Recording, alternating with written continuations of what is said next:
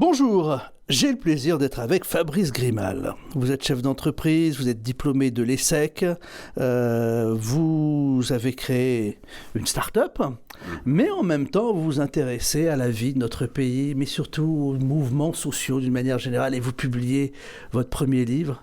Il est passionnant.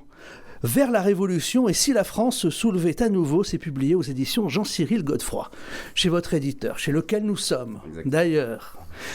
Alors Fabrice, moi quand j'ai reçu le livre, je me suis dit voilà quelqu'un qui va nous parler de la Révolution, bientôt comment ça va se passer, mais en réalité non, vous nous expliquez absolument pas que les gens en 2023, parce que c'est la date, vous voyez, pour la Révolution, qu'en 2023 les gens vont tous descendre avec des fourches dans les rues et des fusils, que ça va être la Révolution, c'est quelque chose de bien plus subtil. Mais on va en parler. Mais d'abord, j'ai appris aussi quelque chose en lisant, parce qu'à la fin, il y a le blog du révolutionnaire. Vous êtes né à Saint-Nazaire. Alors non, c'est pas moi, c'est un personnage fictif. Voilà. J'ai choisi les villes, les noms. Il dit qu'il était à Nuit debout à Saint-Nazaire. Voilà, c'est ça. Alors, non, il a fallu que j'invente un personnage à la fin pour le blog, parce qu'il fallait en fait mettre en mouvement tout ce que j'ai expliqué dans le bouquin. Beaucoup de théories, beaucoup d'idées, et il fallait humaniser un peu ça, et quoi de mieux qu'une fiction pour conclure l'ouvrage. Et donc il fallait que je trouve un héros.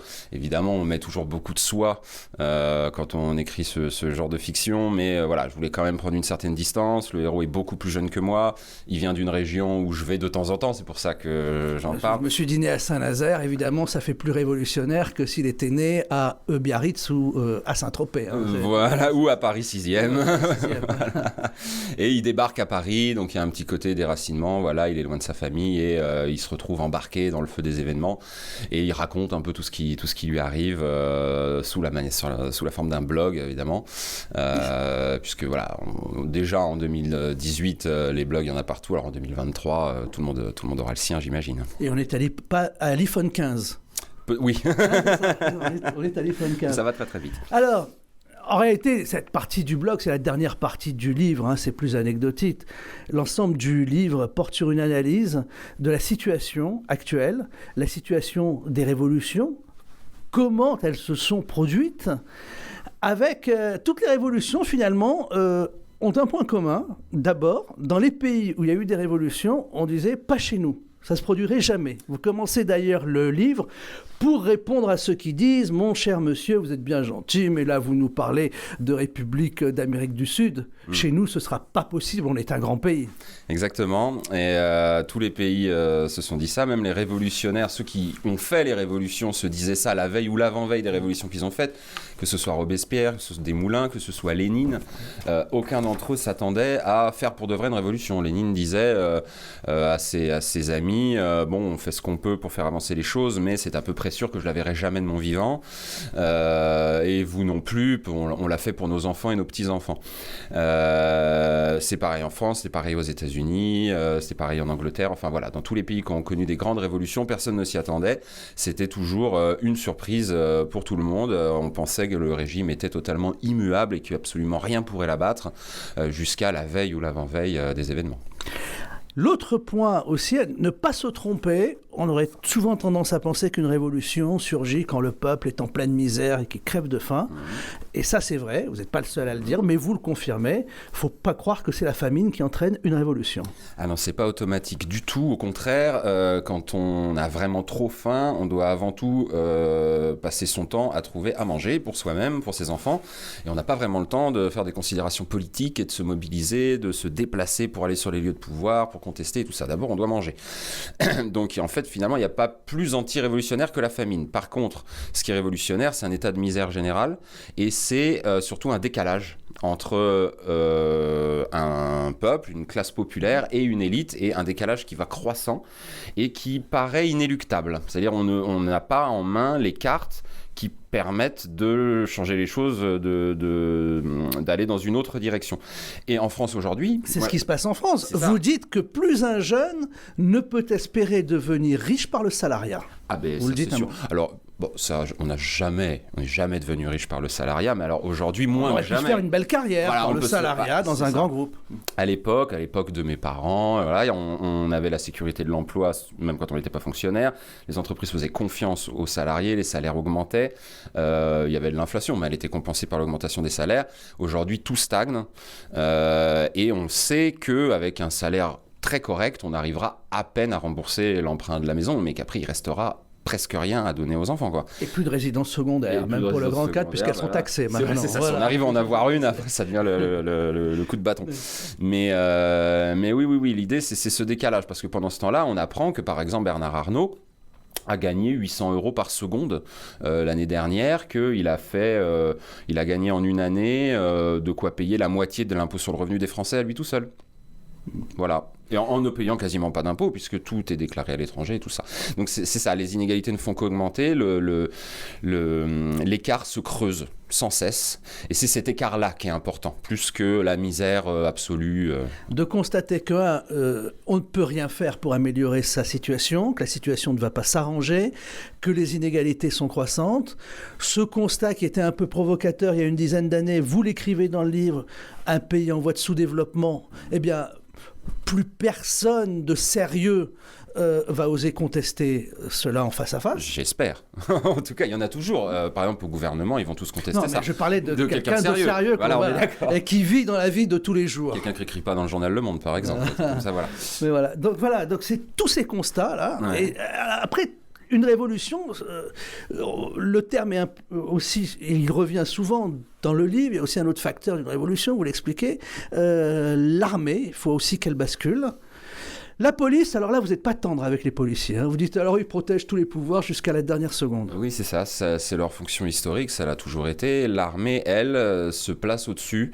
Alors on le voit. L'intérêt du peuple, plus. C'est ça. Et alors l'intérêt de l'armée elle-même aussi, qui est un corps à part entière, et quand elle sent que le pouvoir se délite totalement, elle sent que ça va l'impacter elle, donc elle réagit plus vite que la police.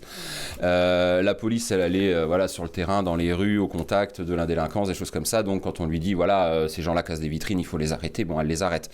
Après, ce qu'on constate dans tous les pays où il y a eu des révolutions, et dans tous les révolutions récentes qu'il y a eu, notamment les printemps arabes, alors est-ce qu'on peut utiliser le mot révolution pour ces événements-là? Bon, il y a débat, mais bon, peut-on considérer qu'une révolution, c'est tout changement de régime de façon impromptue, au moment où on s'y attendait pas. On s'y attendait pas, ça change, il y a des gens qui descendent dans la rue en masse, place Tahrir ou en Tunisie, mais ils auraient pu descendre place Tahrir ou en Tunisie 3 fois plus nombreux, 4 fois plus nombreux, 5 fois plus nombreux, ils n'auraient pas changé de régime si l'armée n'avait pas laissé tomber le régime.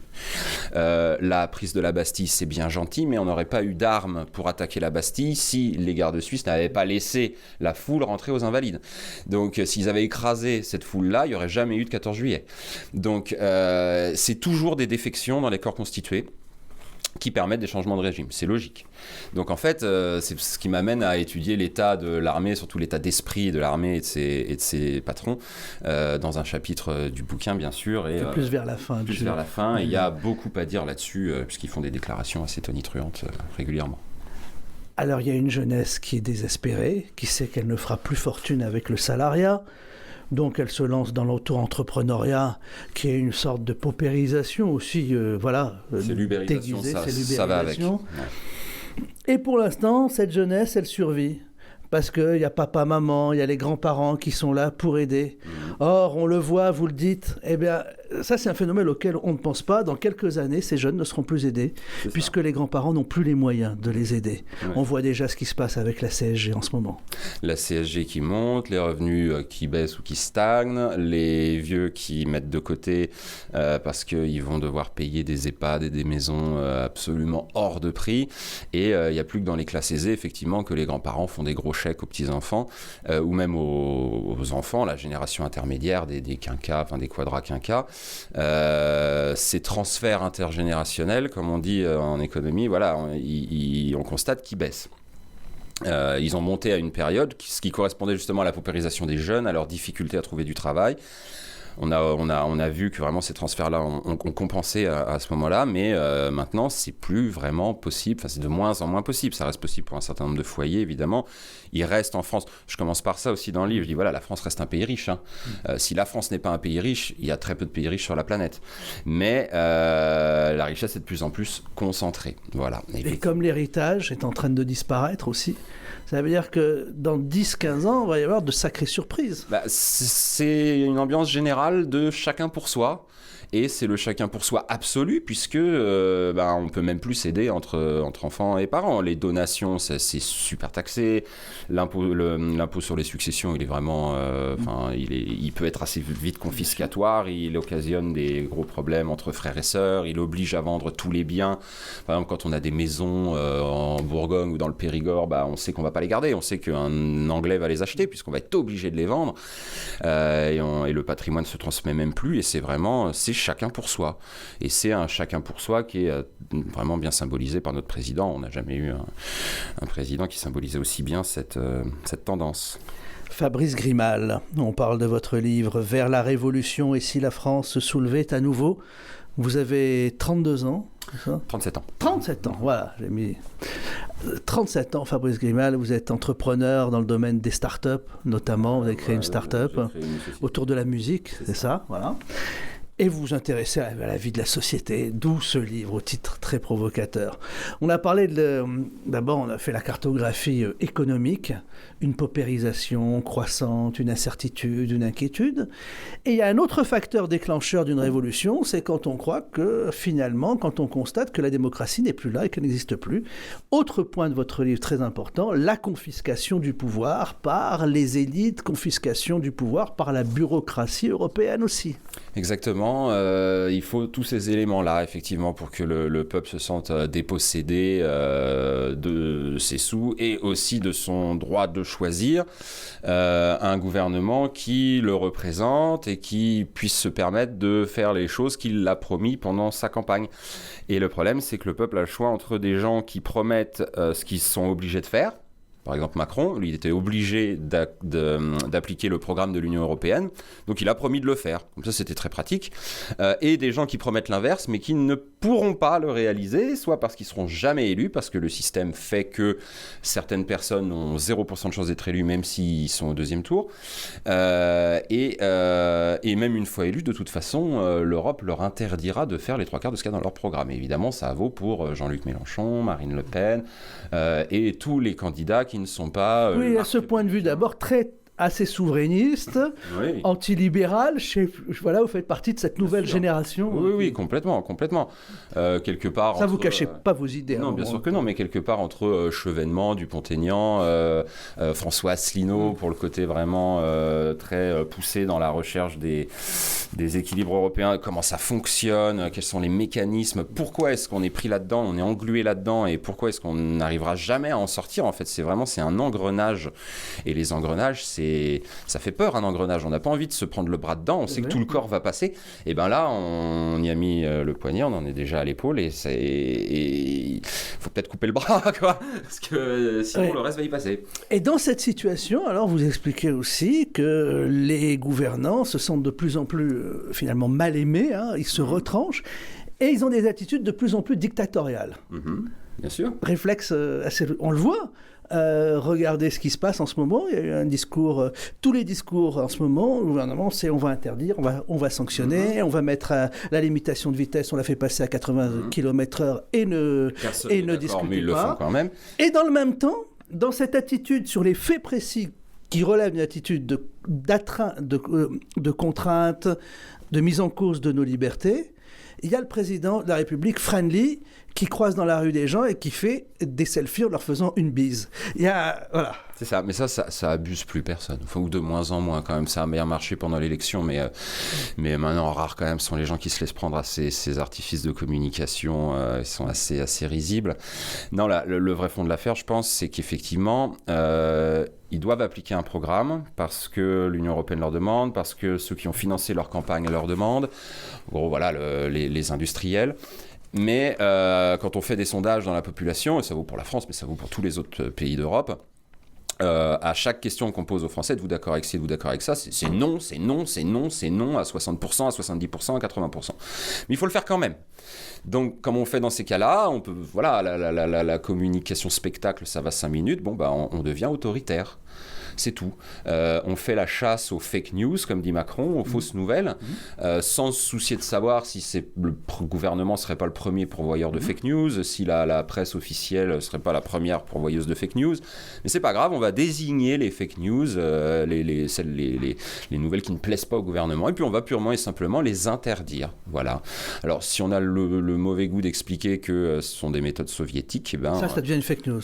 C'est ça. Non, mais moi, ce que je voudrais savoir, c'est que on va pas remonter très très loin.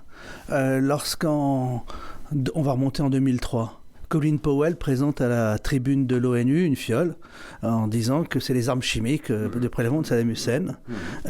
Vous écrivez que c'est du bidon, qu'il y a peut-être du banania à l'intérieur ou du lait ou je ne sais pas. On va vous poursuivre pour fake news. C'est ça. Et on découvre après la vérité. Mais c'est sans fin. Et un juge, en 48 heures, aura le pouvoir de faire fermer mon site internet ou le site internet qui aura propagé ces fausses nouvelles, sachant que... C'était la vraie nouvelle. On sait que c'est Colin Powell qui a donné la fausse nouvelle et que derrière, il y a eu plusieurs centaines de milliers de morts, il y a eu Daesh, il y a eu tout ça. Mais c'est pas grave. C'est pas grave, on ne se soucie pas du tout des conséquences. Voilà, on n'a pas de suite dans les idées et le journal Le Monde va faire le Décodex, voilà, qui est un truc totalement totalitaire et c'est un journal qui se permet de juger ses concurrents en expliquant voilà, tel concurrent est plutôt sympa, tel concurrent, il faut surtout pas aller le lire. oui, c'est ça. Ça n'a absolument aucun sens. Je disais que votre livre est très critique à l'égard du libéralisme. Vous dites à un moment, l'idéologie collectiviste n'a pas dit son dernier mot. Alors peut-être, est-ce que l'excès de libéralisme, ou comme le collectivisme, ces deux idéologies ne sont-elles finalement pas dangereuses ? Je vous pose la question, c'est pas dans les... Alors... Parce qu'en réalité, vous critiquez le libéralisme. Est-ce qu'il n'y a pas une grande partie de la population qui se dit libérale, parce qu'elle entend par libéralisme vivre tranquillement, qu'on nous foute la paix, ne pas payer payer moins d'impôts. Ouais. Voilà. Alors, et vous, j'ai bien compris que votre vision du libéralisme, c'était autre chose. C'est ça. Alors, c'est très complexe. C'est un mot qui a vraiment plusieurs sens. Voilà, on peut le prendre d'un point de vue politique, on peut le prendre d'un point de vue sociétal, on peut le prendre d'un point de vue économique. On peut en faire un synonyme de démocratie. Au début, au 19e siècle, il était synonyme de nationalisme. Ensuite, il est devenu synonyme de démocratie. Maintenant, il est synonyme de laisser faire du point de vue des mœurs, de tout ce qui sont les problématiques inclusives, LGBT et tout ça. Et c'est vrai que c'est un peu tout ça à la fois. Il y a un penseur français qui s'appelle Jean-Claude Michéa qui a bien théorisé ça, la dualité du libéralisme, le libéralisme politique et le libéralisme économique, en fait, sont les deux faces d'une même médaille. Pendant que le libéralisme économique fait en sorte que ceux qui veulent gagner plus d'argent le puissent, il promeut les valeurs du libéralisme politique et inversement. Et c'est pour ça que quand la gauche est au pouvoir, quand le Parti socialiste était au pouvoir, il faisait beaucoup de libéralisme politique et il laissait passer du libéralisme économique sans avoir l'air d'y toucher. Et inversement, quand la droite était au pouvoir, elle ne revenait pas sur les avancées. Par exemple, si on avait eu François Fillon, il ne serait pas revenu sur le mariage gay. Alors, on est pour ou on est contre, mais c'est un constat. C'est un constat, voilà. Et alors, pour dire votre question sur le collectivisme, le communisme, me permet de placer qu'il y a des chapitres en plus qui sont sur un blog qui sera en ligne très très bientôt, au moment où le livre sera en librairie, le 22 mars. Et il y a un chapitre consacré exclusivement justement au collectivisme. Je pense qu'on n'a pas grand-chose à craindre d'un communisme pur et dur qui est tenu que par dont les théoriciens sont très âgés. Ils ont du mal vraiment à se renouveler. Les jeunes... pas grand-chose à plaindre. Au fait, qu'ils reviennent ou qu'il apparaisse en France, c'est ça. Ce qui peut se passer, c'est parce qu'à chaque fois qu'un enfant naît, il est vierge au monde et il peut se dire qu'effectivement, ok, les Russes, les Soviétiques... vivaient bien avant 1989. Voilà, il peut se mettre à croire... Des belles piscines au bord de l'Oural qui étaient chauffées. Il peut être nostalgique de quelque chose qu'il n'a jamais vécu et ça peut repartir. Mais honnêtement... Ils naissent tous avec des iPhones, des tablettes, avec cette connexion qu'ils ont au monde entier. Et c'est vrai que d'un seul coup, se dire, bon, on va tout collectiviser, honnêtement, ça ne tente plus personne. C'est les rares personnes qui veulent vraiment collectiviser la société sont en train de vieillir dans leur coin. Enfin, je vais un peu vite, je développe beaucoup plus. Oui, chez les jeunes générations, comme vous, ceux qui ont la quarantaine, non. Voilà, entre 30 et 40. Avec des jeunes de la génération qui étaient au Parti communiste ou chez Olivier Besancenot et tout ça, ils en sont tous revenus. Tous. Alors il y a un point sur les personnes, ceux qui sont en retraite, le système de retraite qui va être en faillite, on le voit progressivement, perte des revenus des retraités. Vous estimez que d'ici 2023, il y aura 30 à 40% de perte des revenus sur les retraités. Ils ne le savent pas et en fait on est en train de les préparer à cette perte de revenus finalement par l'amortisseur de la CSG. On nous fait croire que c'est tout simplement pour favoriser le travail, donc donner plus à ceux qui travaillent, etc. En réalité, vous révélez les vraies intentions. C'est que derrière, on prépare progressivement à vous dire, on va réduire la quantité dans l'assiette. C'est ça. Et on va préparer votre estomac. C'est ça. Donc si on réduit d'1 millimètre la quantité par assiette chaque jour sur 1 an ou 2, l'assiette il reste pratiquement plus rien, l'estomac se portera bien. Si c'est du jour au lendemain, là on a très faim le lendemain. Exactement. Pour les retraites, effectivement, bon, il y a tout le travail que fait le gouvernement Macron en ce moment, mais il y a aussi quelque chose de très important qui est caché en quelque sorte aux Français, c'est que leur retraite par capitalisation, enfin leur retraite complémentaire, on va dire pour les cadres Arco à GIRC, dépend beaucoup des taux d'intérêt, des placements, des sous qu'ils ont, et avec les taux à 0%, ils sont en quasi-faillite. Ils sont quasiment dans l'incapacité de payer la retraite des Français, là, une échéance vraiment très très très proche. Et ils attendent vraiment la remontée des taux avec une impatience mais complète. Et cette remontée des taux va arriver, ça va être très long encore, il faut que l'Amérique remonte progressivement, peut-être en Europe il faut peut-être encore attendre 2 ans peut-être, avant que ça commence à remonter. Mais quand ça remontera, ce sera la prochaine crise financière. Voilà. Et donc à ce moment-là, Arco à GIRC, leurs actifs vont s'effondrer et que va-t-il se passer ? Oui, mais ça fait longtemps qu'on entend les jeunes je dis ça fait longtemps, donc les jeunes qui disaient ça quand ils étaient jeunes, ils sont un peu moins jeunes maintenant. Mais on va dire que tous ceux qui ont un peu plus de 50 ans, moins de 50 ans maintenant, disent la retraite, on s'en moque, on la fera nous-mêmes. Ah oui, c'est ça. Moi, toute ma génération, c'est ça. Personne ne compte dessus. Ouais. Et c'est clair, depuis qu'on a fini nos études, depuis qu'on a 20 ans... Même à force de l'avoir répété, peut-être les gouvernants, ils ont entendu ça, ils vont tout couper. Puisqu'on sait que vous comptez plus dessus, vous ne voulez pas, on arrête. C'est ça, mais ça va se finir comme ça. C'est à peu près sûr. C'est à peu près sûr. Eh oui. Alors, il y a l'état de la France après la prochaine crise financière, les traités de libre-échange, vous revenez, CETA, etc., et leurs conséquences sur l'économie, le démantèlement des services publics, on le voit dans les villes moyennes, la hausse du chômage, la politique d'austérité qui est menée, les augmentations, la répression, les atteintes aux libertés individuelles contre le peuple, dernier exemple en date, les 80 km/h, mais en même temps des consignes qui sont très strictes contre les automobilistes. Voilà. C'est-à-dire que... Et tout ça vous permet, avec un peu de distance quand même, de dire que là où ça ira vraiment mal, c'est 2023. Oui, parce que... Alors, j'ai choisi cette date, il y avait plusieurs critères pour pouvoir la choisir. Il ne faut pas que ce soit une année d'élection, parce que si je voulais prendre l'hypothèse que les Français allaient un jour faire la révolution, je sais à peu près qu'ils ne la feront pas une année d'élection. Une année d'élection. Donc en 2022, ils revoteront pour Emmanuel Macron. En 2022, certains revoteront pour Emmanuel Macron. Les Français, peu importe. Très peu. Oui, mais ce qui compte, c'est 50,1. Il sera quand même élu.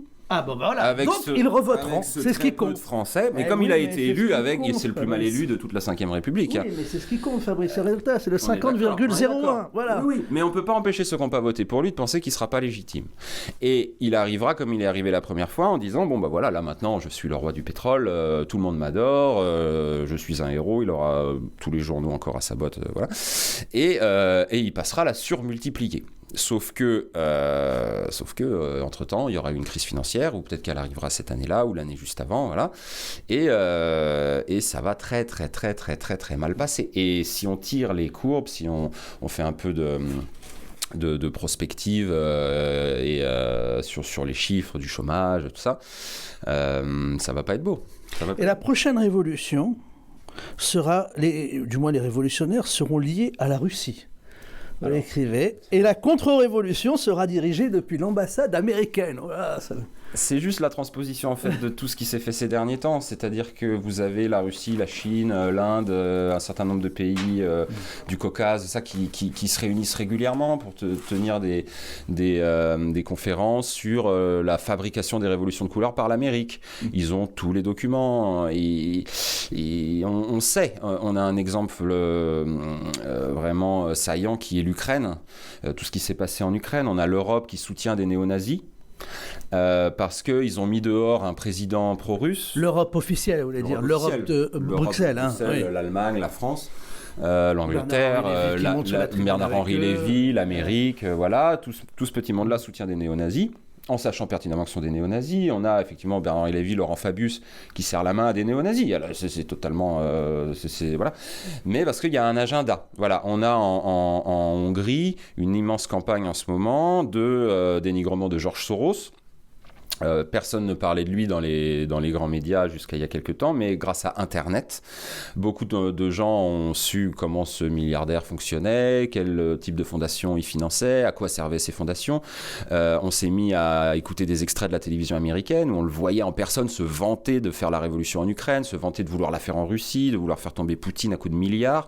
Il y a des manuels qui se passent sous le manteau, comment faire tomber son régime, comment s'organiser, voilà, avec des subsides occidentaux, américains, et après des communicants choisissent un nom. Alors on va dire tiens, c'est la révolution orange, c'est la révolution verte, bleue, tiens, celle-ci ça va être jasmin, celle-ci ça va être je sais pas, rhododendron. Ils sont bons les communicants, ils sont très bons. Ça peut être l'agence Hill and Knowlton. Voilà, tous les Vous la connaissez, l'agence Hill and Knowlton? Ça me dit quelque chose. C'est celle qui a inventé les bébés couveuses jetés à Kuwait City. Et qui a appelé la fille de l'ambassadeur koweïtien pour qu'elle vienne raconter ça à la tribune de l'ONU. Voilà, des fake news déjà à l'époque, il y en avait déjà pas mal. Moi, l'Ukraine, en fait, je me suis particulièrement intéressé à ce pays parce que j'y suis allé 6 mois, 1 an avant Maïdan, avant la révolution de Maïdan.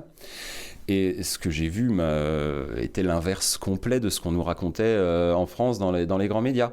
On nous décrivait un dictateur qui oppressait son peuple, qui s'en mettait plein les poches. Alors ça, qui s'en mettait plein les poches, ça, j'en doute pas une seule seconde. Qui était 100% pro-russe, corrompu par la Russie et tout ça.